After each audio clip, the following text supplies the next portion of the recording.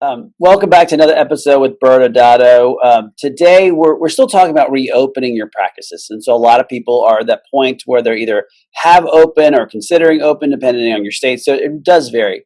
But one thing that's happening to a lot of our clients and a lot of people that are at that point is they may have reopened or you may still be reconsidering reopening, but you have stress. Now, that stress could be stress from your staff, whether or not they want to show up at all, stress from yourself, whether or not you feel comfortable treating people now because of the change of the pandemic, or stress because your bank account is almost empty and you're not sure, even if you got the PPP funds and other funds, whether or not you'll be able to make it.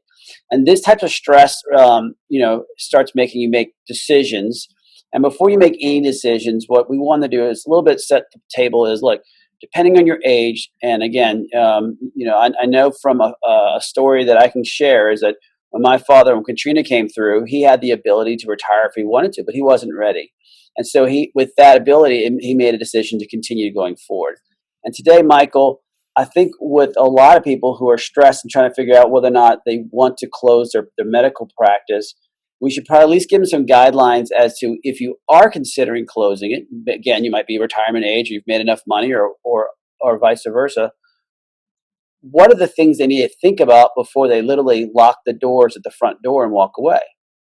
Well, kind of the distilled version of a speech you and I've given many times starts with the idea first of remembering that your professional practice entity and you as an individual are two distinct hats that you wear, both from a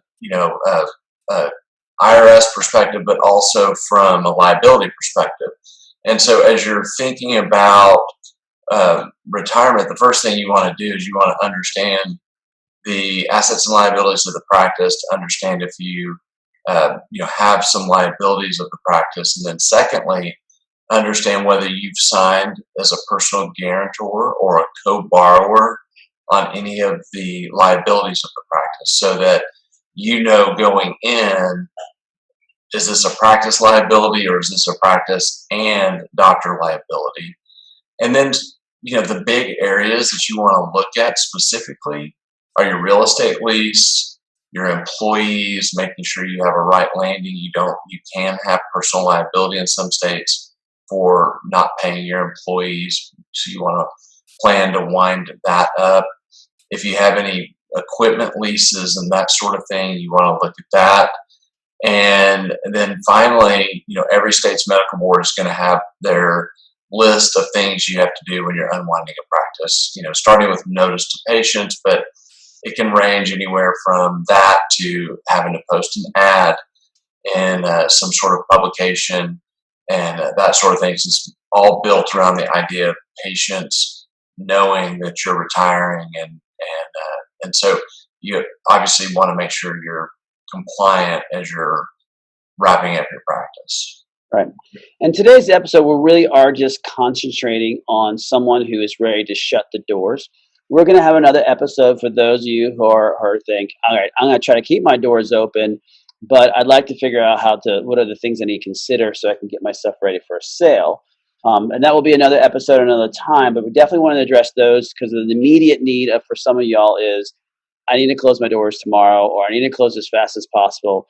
And what do I need to do to get myself there? And so all those points that Michael made are things of trying to limit your exposure, which is very important. As you shut your doors, you realize that there are a lot of things as a physician or a medical provider in general that you need to take care of before you lock that front door. And I don't know if Michael, got any follow-ups on that one. I don't. Awesome. Thank you again for joining us, and we look forward to having you next time. Thank you.